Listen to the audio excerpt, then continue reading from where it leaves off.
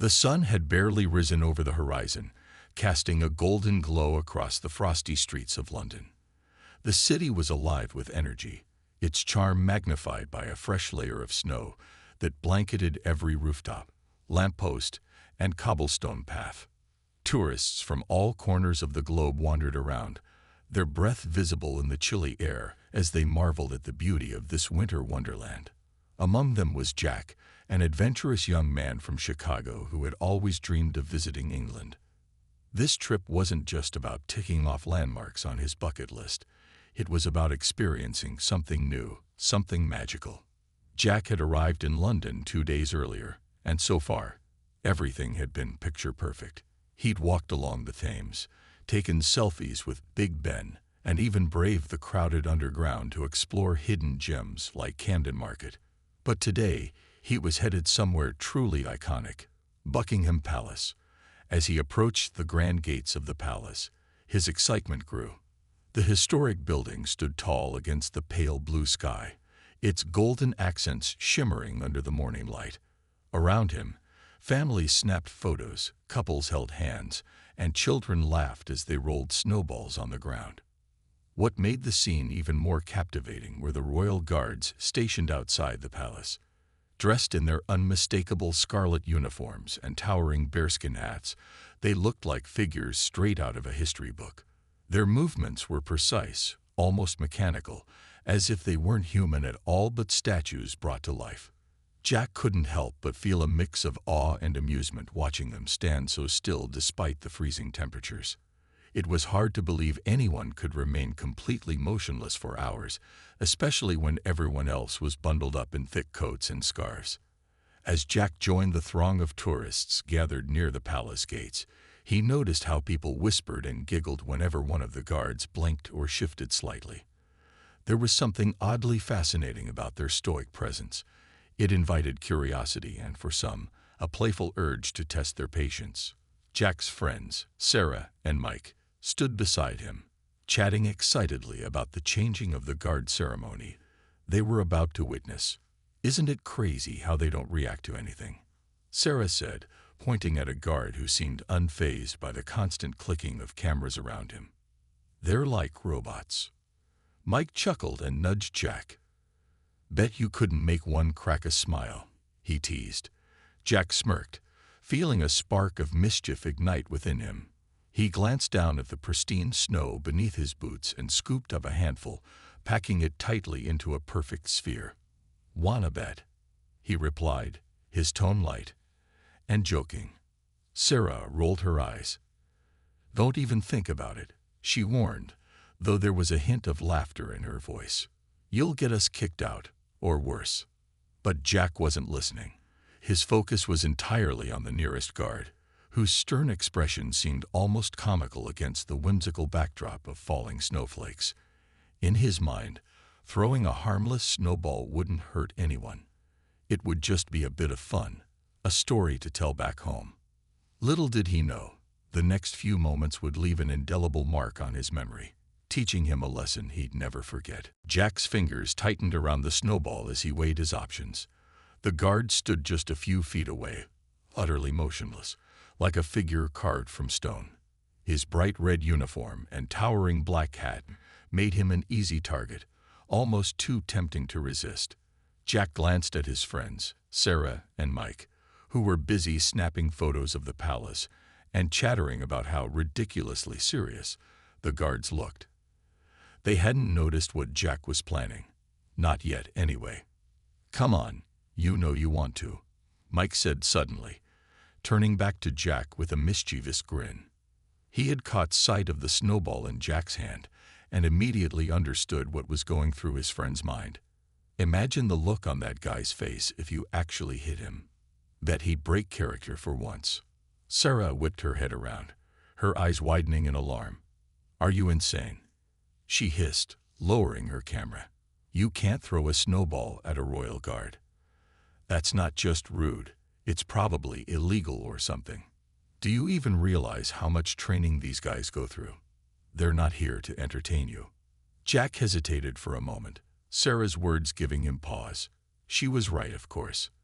These weren't ordinary people. They were soldiers, representatives of centuries-old traditions.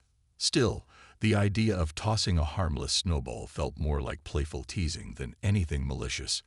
Besides, what were the chances the guard would actually react? From everything Jack had seen so far, these men didn't flinch, no matter what happened around them. People took pictures, pointed, laughed, and sometimes even poked fun, but the guards never budged. "It's just a little snowball," Jack muttered defensively, trying to justify his plan to himself as much as to Sarah. "It's not like I'm throwing rocks or anything. And besides, it's freezing out here. What's the worst that could happen?" Mike snorted, clearly amused by the debate. "The worst? Maybe he arrests you on the spot. Or better yet, makes you stand there in the snow until your toes fall off. Now that would be a story to tell." Sarah shot Mike a glare before turning back to Jack. "This isn't funny, okay? You don't mess with people who are just doing their job, especially not when it's something as important as guarding the queen, or, well, the king now." She sighed, shaking her head. "Look, I get it. It's tempting. But trust me, this is one of those moments where thinking twice might save you a lot of trouble later." For a brief second, Jack considered putting the snowball down. Sarah's warnings had planted a seed of doubt in his mind, and he knew deep down that she was probably right. But then he looked back at the guard, standing so rigidly against the backdrop of falling snowflakes, and the urge returned stronger than ever. It wasn't malice driving him. It was curiosity, a desire to see if the unshakable facade would crack, even slightly. With a guard blink, frown, or maybe, just maybe, he'd turn and give Jack a stern look that would make everyone laugh. "Relax, Sarah," Jack said finally, brushing off her concerns with a wave of his hand. "It's not a big deal. I'll toss it lightly, barely enough to touch him. He won't even notice." Before Sarah could argue further, Jack stepped forward, positioning himself closer to the guard. The crowd around him continued to buzz with activity, oblivious to what was about to happen. Jack raised his arm slowly, aiming carefully at the side of the guard's hat. For a split second, he wondered if he should stop, if this was crossing some invisible line he hadn't fully understood. But the thought vanished as quickly as it came. With a flick of his wrist, Jack released the snowball, watching it sail through the air toward its unsuspecting target. As soon as the snowball left his hand, a strange mix of excitement and nervousness washed over him. Part of him expected the guard to remain completely still, ignoring the impact entirely. Another part braced for something. Whatever it was, Jack realized too late that he might have underestimated the gravity of his actions. The snowball sailed through the frosty air, leaving a faint trail behind it before landing with a soft thud on the side of the guard's bearskin hat. For a moment, everything seemed to freeze, not just the cold biting at Jack's cheeks, but time itself. The crowd around them, previously buzzing with chatter and laughter, fell eerily silent. All eyes turned toward the guard, waiting for some kind of reaction. But there was none, not even a twitch. Jack stood frozen in place, his heart pounding in his chest as he stared at the guard. The man didn't move an inch, his posture as rigid as ever. His gloved hands remained perfectly still on the rifle slung across his chest, and his face stayed blank, betraying no emotion whatsoever. It was almost surreal, like watching a painting come to life, only to find that it wasn't alive at all. Jack felt a nervous chuckle bubbling up inside him. "See," he whispered to Sarah and Mike, trying to sound casual despite the unease creeping into his voice. "I told you he wouldn't care." But then something shifted. Slowly, deliberately, the guard lowered his rifle from its resting position. The movement was so precise, so controlled, that it sent a shiver down Jack's spine. He had expected nothing more than silence, or perhaps a brief glance in his direction. This was different. Every tourist within earshot stopped talking entirely, their attention glued to the unfolding scene. Even the children, who moments ago had been giggling while rolling snowballs, now stood wide-eyed and hushed. The guard turned his head ever so slightly, his piercing gaze locking onto Jack's face. There was no anger in his expression, at least not outwardly, but the intensity of his stare made Jack feel like he'd been caught doing something far worse than throwing a harmless snowball. His stomach churned as the reality of what he'd done began to sink in. Sure, it had seemed funny at first, a silly prank meant to lighten the mood. But now, standing under the weight of those unblinking eyes, Jack realized how disrespectful it must have appeared. These weren't actors posing for photos. They were soldiers carrying out their duties, regardless of the weather or distractions around them. Without saying a word, the guard took a single step forward, then another. Each movement was measured, deliberate, and utterly commanding. The crunch of his boots against the snow echoed loudly in the sudden quiet, making it impossible to ignore. Jack's throat went dry as the guard approached, closing the distance between them until they were mere inches apart. Up close, the guard seemed impossibly tall, his towering hat adding to the imposing figure. Jack swallowed hard, suddenly aware of every pair of eyes watching him. Some tourists looked amused, others horrified, but none dared to intervene. For a brief second, Jack wondered if the guard would speak, or worse, call for backup. Maybe he'd be escorted away, or worse yet, fined for disturbing the peace. But instead, the guard leaned down slightly, his face hovering just above Jack's. For a moment, Jack thought he might say something scathing, something that would leave him red-faced and humiliated. Instead, the guard's lips parted just enough to whisper a few words that only Jack could hear. Whatever they were, they hit Jack like a punch to the gut. His shoulders tensed, and his mouth opened as if to respond, but no sound came out. When the guard straightened back up, his expression hadn't changed. He gave a curt nod, turned sharply on his heel, and marched back to his original position, resuming his stoic stance as though nothing had happened. The entire exchange lasted less than a minute, but to Jack, it felt like an eternity. As the guard returned to his post, the crowd slowly exhaled, murmurs rippling through the group once again. Someone nearby muttered, "Well, that was awkward," while another whispered, "Did anyone catch what he said?" Jack didn't answer. He couldn't. His mind raced with questions. What had the guard said? Why had he reacted that way? And most importantly, why did Jack suddenly feel so small? The guard's whispered words lingered in Jack's mind like an echo, sharp and unforgettable. Though no one else could hear what was said, the intensity of the moment radiated outward, leaving everyone around them uneasy. Jack stood rooted to the spot, his face pale, and his hands trembling slightly as he tried to process what had just happened. The crowd, which moments earlier had been buzzing with excitement, now watched in stunned silence. Some people exchanged nervous glances, while others quickly snapped photos or videos, sensing that this was something worth capturing. What made the situation so gripping wasn't just the guard's reaction. It was the sheer unpredictability of it all. Up until that point, Jack had assumed the guards were untouchable, almost robotic in their behavior. They stood still for hours, ignoring distractions, and refusing to engage with anyone who tried to provoke them.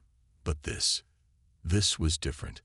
For the first time, one of them had stepped out of character, breaking the invisible barrier between their world and the tourists. And yet, even in doing so, the guard maintained an air of professionalism that only added to the gravity of the moment. As the guard leaned down to whisper into Jack's ear, his voice was low but firm, carrying a weight that silenced every thought in Jack's head. No one knows exactly what was said. Perhaps it was a reprimand, or maybe it was a clever remark designed to make Jack reflect on his actions. But whatever it was, it struck a nerve. Jack's initial smirk faded completely, replaced by an expression of genuine remorse. His chuckles died in his throat, and he found himself stammering out an apology before he even realized he was speaking. "I'm sorry," Jack blurted, his voice cracking slightly. "I didn't mean any disrespect. I was just messing around." The guard didn't respond immediately. Instead, he straightened up, his towering frame looming over Jack like a statue carved from stone. His face remained impassive, betraying no hint of emotion. Not anger, not amusement, nothing at all. It was as if he were silently daring Jack to say more, to explain himself further. But Jack couldn't find the words. All he could do was stand there, feeling smaller and smaller with each passing second. After what felt like an eternity, the guard gave a single, curt nod. It wasn't dismissive or condescending. Rather, it seemed to acknowledge Jack's apology without offering forgiveness. Then, with the same precision and discipline that characterized every aspect of his role, the guard turned sharply and marched back to his original position.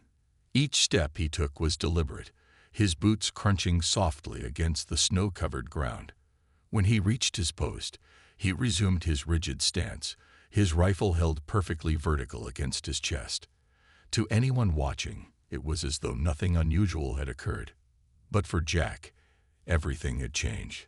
The playful confidence he'd felt just minutes earlier had vanished, replaced by a deep sense of embarrassment and regret. He glanced around at the crowd, noticing how some people were smirking, clearly entertained by the spectacle. Others looked sympathetic, shaking their heads as if to say, "That poor guy." A few even clapped quietly, though whether it was out of approval for the guard's composure or mockery for Jack's misstep was unclear. Sarah and Mike approached cautiously, their expressions a mix of concern and disbelief. "What did he say?" Sarah asked softly, her tone laced with curiosity. Jack hesitated, unsure how to put the experience into words.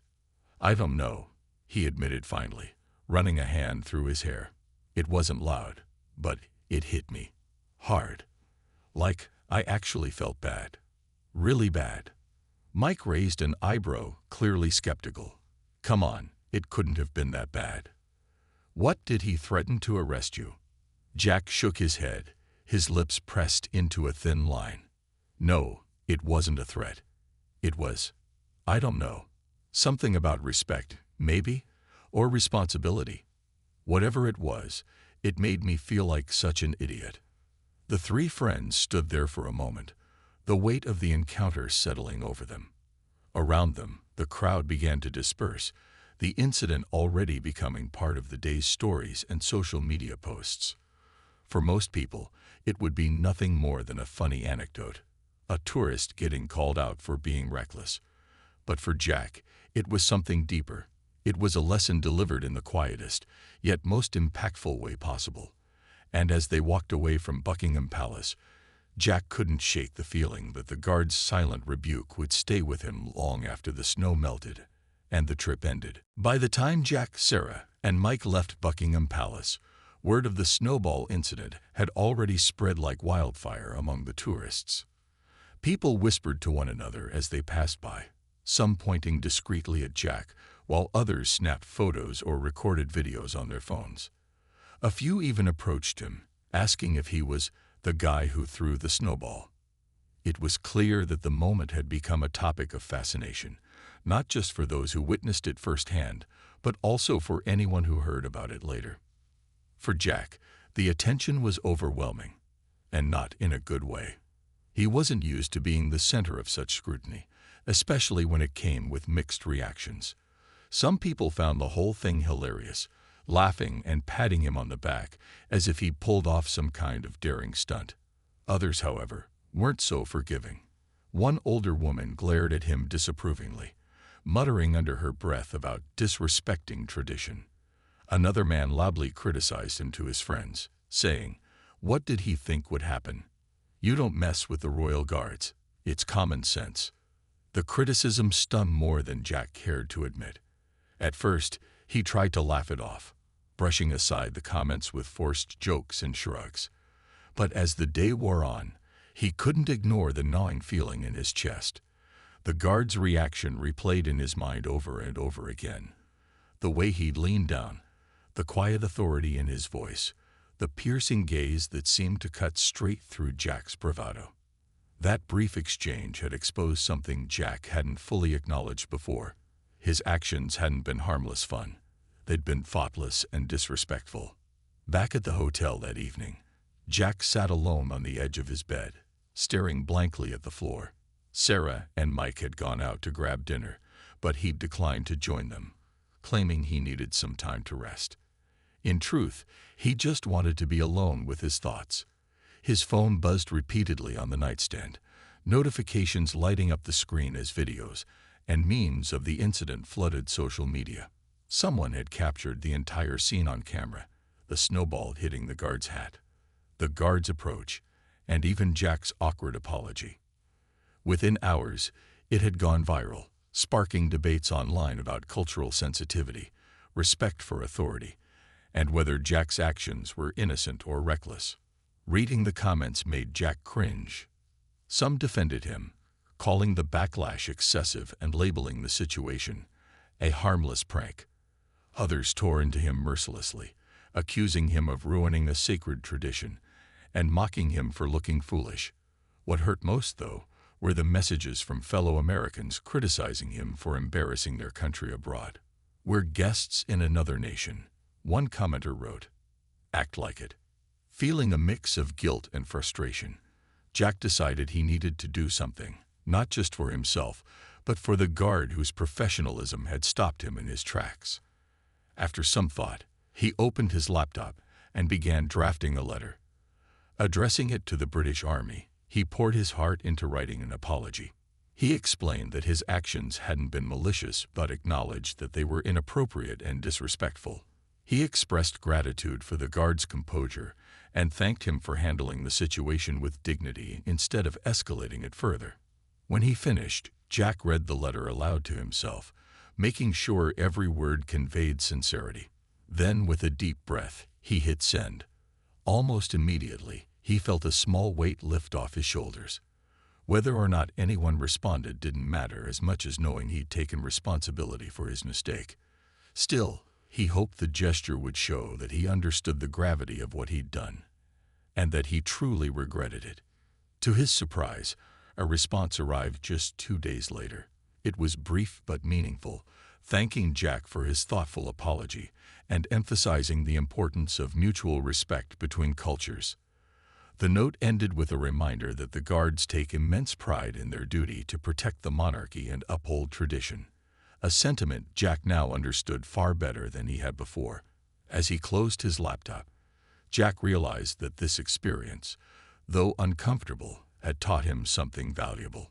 Sometimes, the smallest actions can carry the biggest consequences, and sometimes those consequences lead to growth. The response from the British Army didn't just surprise Jack, it completely blindsided him. He had expected his apology letter to disappear into the void of bureaucracy, filed away and forgotten like so many other formalities. But instead, someone had taken the time to read it, acknowledge it, and reply with genuine thoughtfulness. The message was concise, but carried a tone of respect that caught Jack off guard. It began by thanking him for reaching out, acknowledging his sincere apology, and expressing appreciation for his willingness to reflect on his actions. What struck Jack most was how the response reframed the incident, not as an act of defiance or rudeness, but as an opportunity for learning. "Our guards are trained to remain composed in all situations," the note read. "Their discipline is a reflection of their dedication to duty and tradition. We understand that your intentions were not malicious, but we hope this experience serves as a reminder of the importance of respecting cultural symbols and practices." The words weren't harsh or condescending. They were measured, kind even, leaving Jack with a sense of gratitude rather than shame. When he shared the response with Sarah and Mike, they were equally impressed. "Wow, that's actually really cool," Sarah said, leaning over his shoulder to read the email again. They didn't have to respond at all, but they did. And they were nice about it too. That says a lot about them. Mike nodded, though his usual sarcastic edge softened slightly. "Yeah, okay, maybe you dodged a bullet here. Or, I guess, a snowball." He smirked, but there was no malice in his teasing this time. Instead, he added, "Seriously though, good call writing that letter. Not everyone would have bothered." Jack felt a flicker of pride, not because he'd done something extraordinary, but because he'd taken responsibility when it mattered. For once, he hadn't brushed off criticism or shrugged off accountability. He'd faced the consequences head-on, and it had paid off in ways he hadn't anticipated. Still, the weight of what had happened lingered. He knew the story wouldn't fade anytime soon, especially since videos of the incident continued to circulate online. Every time he opened social media, he saw new comments debating his actions, dissecting the guard's reaction, or speculating about what had been whispered during that tense moment. But something interesting began to happen. Public opinion started shifting. At first, the majority of reactions had been critical, painting Jack as reckless or disrespectful. Over time, however, people began praising him, not for throwing the snowball, but for owning up to his mistake. Strangers who had initially condemned him now commended his apology, calling it mature and reflective. "He messed up, sure," one commenter wrote, "but look at how he handled it afterward. That takes guts." Even local news outlets picked up the story, framing it as a lesson in accountability and cultural awareness. One article featured quotes from historians explaining the significance of the Royal Guards and why their stoicism is such an integral part of British heritage. Another piece highlighted Jack's apology, using it as an example of how individuals can turn negative moments into opportunities for growth. Suddenly, Jack found himself at the center of a broader conversation about respect, tradition, and the power of owning one's mistakes. Despite the newfound positivity surrounding the aftermath, Jack couldn't help but feel humbled. He realized that while the world might forgive him, he couldn't let himself forget. The image of the guard's unwavering composure stayed with him, a constant reminder of the line between playful curiosity and outright disrespect. More importantly, the experience taught him to think twice before acting impulsively, especially in unfamiliar settings where customs and traditions held deep meaning.